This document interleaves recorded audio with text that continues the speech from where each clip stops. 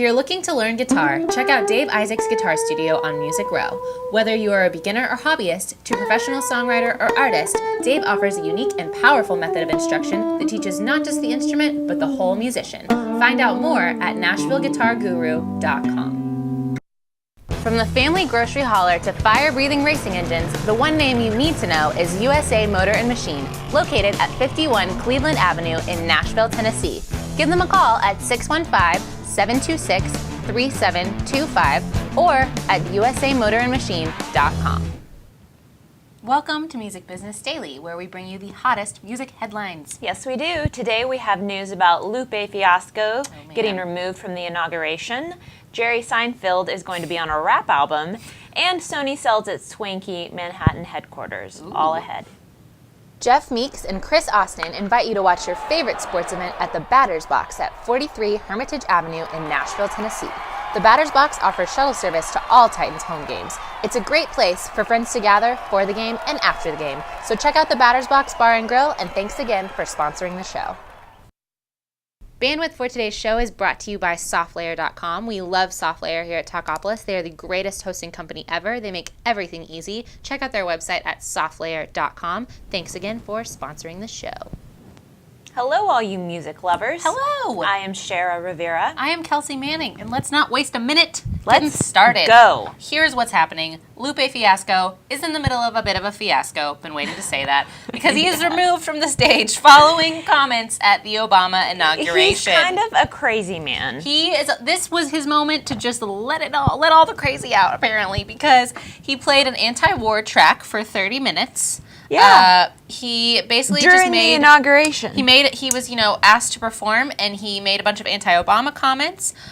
He told the audience that he did not vote for Barack Obama, and then he was the biggest terrorist in America. And then for 30 minutes, he just basically performed a half-hour song that is anti-war. And the thing about it is they even tried to give him a second chance. A team of security guards went up there and they said, hey, move on to the next song. And he just kept on going. He refused to do it. That is a long time. I know, he said Obama's a child killer. And then he goes, on one hand, you have someone who's a great speaker, but kills little children. Our president. I'm talking about ordering a drone attack, ordering drone attacks that go and kill mothers, innocent bystanders, and militants too, but the collateral damage. And he just went on and on and on. And so questions have been raised. They said, okay, why was he booked in the first place? Yeah, who decided this was a good idea? And then some bright-eyed person said, well, it's because he's from Chicago, and Obama's from Chicago. Somebody didn't do their job. Somebody did not do their research. They did not look into that. But he, I'm glad that we live in a country where he can express his opinions. Don't know if this was maybe the most appropriate place to do so when you're followed by the media, but maybe he just doesn't care. Maybe he's like, you know what, I'm entitled to whatever. I'm going to sing for 30 minutes. So look out, everybody, because Lupe Fiasco, I'm hoping he's going to just stem an album off of this. Well, I'll tell you, he lost. I wasn't a fan, but I'm definitely not a fan now. Definitely not a fan. Against Shara Lupe. Rivera does not approve. But do you know who I am for? Whom? Always Jerry Seinfeld. Always for Jerry Seinfeld. Anything Seinfeld. And you know what? I also like Well. He is a rapper also, and his Lotus Flower Bomb blew up the charts. Blew it up last year. Well, Well is a huge fan of Seinfeld. Which I think is great. And he made a 2008 mixtape about nothing that kind of spoofed Seinfeld, but it mentioned him on the mixtape. And so he got together with Jerry, and I guess his people got a hold of Jerry's people, and he said, I want you to be on my new album. And Jerry Seinfeld was like, I really don't understand what's happening, but turns out my wife really likes you, so we can talk. Agree to this. And he said, me and my wife, we live together, and she's into you, and you're into me, and so I don't know about this whole thing, but let's make it happen. And so that's what's going down. That's what's happening. We don't know what the songs are going to be about, but I am excited. That's all I have to say. I just want to know if Jerry Seinfeld has any sweet rapping skills that we just haven't known about this whole time. It's true. He's very talented. He's been laying low, getting ready to make his huge comeback. Yep. He just needs some chains in this picture. That's all he needs. And he would be ready. So that is what we suggest. Well, Justin Bieber, never not in the news. Or his mom now these days. Her name is Patty Millette. It's a delightful name. She's producing a pro-life short film that's called Crescendo, and she hopes that it will encourage pregnant women who think they have nowhere else to turn. And I know this is really close to her because she was pressured to give an abortion when she was pregnant with Justin. And she's written a book about it and come out with all this stuff about how, he just, has encouraged her and he's been the best part of her life. And so I just think, I think it's interesting. And the proceeds from the film are going to go to centers helping women and their children. That's great. Yeah, her memoir came out just a few months ago, Nowhere But Up, the story of Justin Bieber's mom. And then at the same time she was working on this film, and it stars Allie Laundrie, who was Miss USA just a while back. So it has a bunch of people I think attached. It's really nice, and I will not say, I won't talk about my views, but I will watch it nonetheless. I'm sure it is. I think I'm just interested to see well put together production. Yeah, I'm interested to see what sort of press it gets and how people will receive it. So, way to go, Patty, making things happen. Well, I don't know whether to say way to go Sony or not, because they just recently sold their Manhattan headquarters for $1.1 billion. Insane. Laid off many people in that deal. They sold it to the Chairtrite Group, I think is the way you say it. But they stand to gain $685 million from the sale, which made the Tokyo-based company stock exchange go up 12%. So I don't know. I know they've lost a ton of money, but it's just sad that they're trying to get back on track, but letting so many jobs go at the same time. The music entertainment unit of Sony is going to stay in the building for a few years until they're going to move out.